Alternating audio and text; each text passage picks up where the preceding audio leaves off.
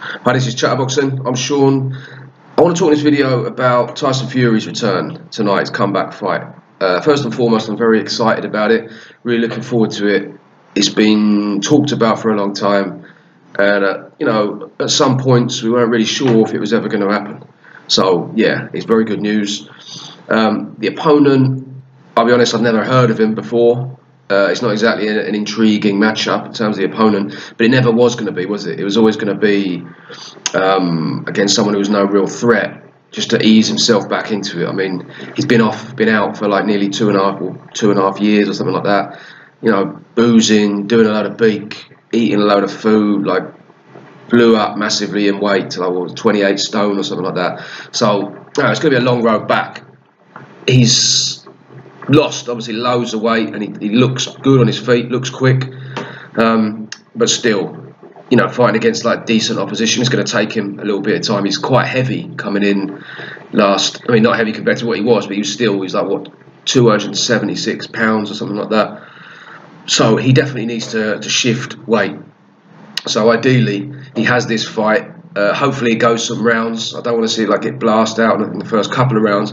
That would be a bit of an anticlimax, and I don't think that will happen. I don't think I think Fury will carry him if need be.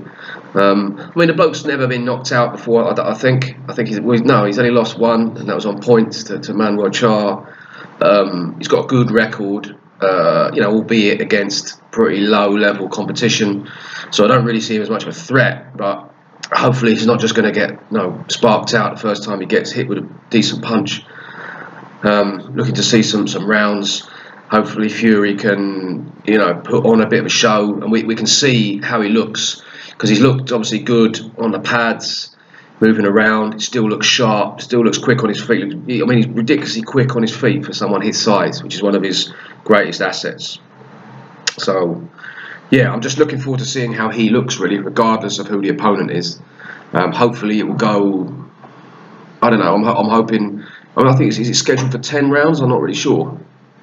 I'd like to see it go at least 6 rounds if possible, and then from there to get straight back in as quickly as he can. Now I don't know how plausible that will be. Presumably it will be against someone else who, you know, isn't any real threat, but preferably a heavyweight, like a proper heavyweight next time. But I think Frank Warren is going to be investing a lot. Tyson Fury said he's got paid more for this fight than he did against Vladimir Klitschko. Now I don't know if that's true. Obviously that he was a mandatory challenger, so he pretty much got what he was given, and he was in a position to really, you know, sell himself to the highest bidder. So Frank Warren, obviously competing with Eddie Hearn, was willing to put a lot of money up for it. So, you know, he's got BT behind him for this one as well, which is again trying to sort of throw their hat into the ring in terms of big level boxing. So yeah, you'd think that, well, you'd hope that they can line up another opponent for him quite soon, and if he can keep that momentum going, because if he can have this fight and then come in for the next one a little bit lighter and progressively start sharpening his tools, and then getting in there with some more credible opponents. The trainer, people are talking about the trainer. Obviously, Peter Fury was. I really like Peter Fury. I think he was. He did really well with Tyson. You saw when he didn't have Peter Fury, when he went out to America, Madison Square Gardens, fought against Steve Cunningham, got a bit reckless, and got put on his arse. Now, Steve Cunningham, obviously being a cruiserweight, and a very good cruiserweight as well, not just like any old cruiserweight. He's quick, and he caught him with a good punch. And he's I wouldn't say an underrated fighter, because obviously he's a world champion, but he was sort of underrated as a heavyweight, Steve Cunningham, in terms of the threat that he posed. So he put him down. But the original point was that without Peter Fury in his corner, he seemed a bit reckless, and Peter Fury gave him a lot of discipline. Now that's very important, or at least it was very important. I mean, Tyson Fury is a kind of character who, you know, he's quite extreme. You know, we saw when he's, like he says, like when he's happy, he's very happy. When he's down, he's very down. He went off the rails, and he went, you know, well and truly off the rails. Now, Peter Fury is probably one of the only people who can keep him in check to a certain extent. Because Peter Fury, obviously, everybody respects him. No one messes with him. Even Tyson Fury, as much of a loose cannon and as much of a free spirit as he is, he still, I don't think, really messed with Peter Fury. So at that time, that was very good for him. Tactically as well, he was very good for Tyson.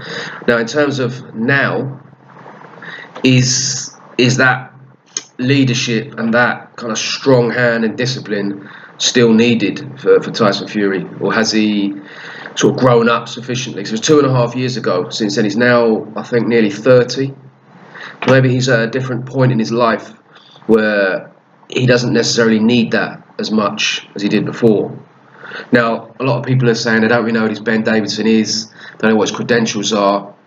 I mean, he's done quite a good job in getting Tyson Fury motivated, getting the weight off him. Looks good in training. So, you know, time will tell. Now, will he have the sort of tactical nous that Tyson Fury needs when fighting against the likes of Wilder and Joshua? Or does Tyson Fury even really need that at this stage? I mean, he's, for his age, very experienced. You know, he sort of came up quite well. He had good learning fights along the way. Obviously, went out there as the underdog to beat Vladimir Klitschko in Germany. He's had a lot of experience, Tyson Fury, and he is a natural fighter. He's been fighting since he was a kid. So, not to say that he doesn't need any sort of tactical guidance, but if there's one fighter really now, like in British boxing, that you think of that wouldn't need any, it would probably be him. You know, he knows what he has to do. He can switch up what he wants to do. You've seen him, you know, box on the back foot from range. Seen him fight on the inside, walk people down, switch southpaw.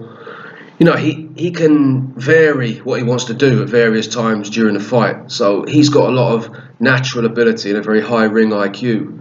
So I don't think he's that dependent on people to really tell him what he wants to do when he needs to do it. I mean, obviously it's always going to be an advantage to have a wise head in your corner, someone you respect, someone you listen to, someone like an extra pair of eyes out there. Do you know what I mean? That can only be a good thing. But I don't know, maybe, I mean, I don't know what's going on with him and Peter Fury. Maybe they'll start working together again in the future, but maybe they just, at this point, just aren't really good for each other. And Tyson Fury fell out of love with boxing, in his own words. Maybe like Peter's, you know, like hard disciplinarian style of training, maybe that was part of the reason that he sort of went off boxing. He's a very sort of happy-go-lucky kind of character. So Ben Davison, he's actually a bit younger than Tyson, but whenever I see him, they're always sort of having a bit of laugh and a bit of banter. That could be a bad thing, it could be a good thing. Do you know what I mean? Time will tell. For now, it looks like Tyson Fury's at least happy. He's got a smile on his face, and he's motivated to box. So, well, maybe people are kind of exaggerating this a little bit. And maybe at this stage in Tyson Fury's career and life, this is the right person to work with. So yeah, we'll see. Let me know what you lot think about that in the comment section. Really looking forward to it, and thank you very much for watching.